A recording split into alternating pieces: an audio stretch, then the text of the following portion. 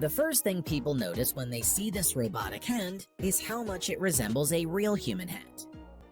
The Clone Hand-XVI robotic hand surpasses all similar devices in this aspect. The robotic hand has 27 degrees of freedom, including all thumb joints, giving it an even closer resemblance to a human hand.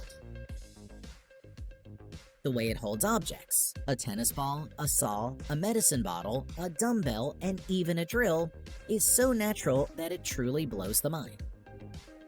The robotic clone hand is just one part of the world's first biomimetic android with human-level hands, which specialists from Clone Robotics are currently working on. The device is equipped with a state-of-the-art batch of 36 waterproof electro-hydraulic valves with pressure sensors. According to the developers, this is the strongest, fastest, and most durable hand clone with a working load of 15 pounds and a response time of 50 to 100 milliseconds.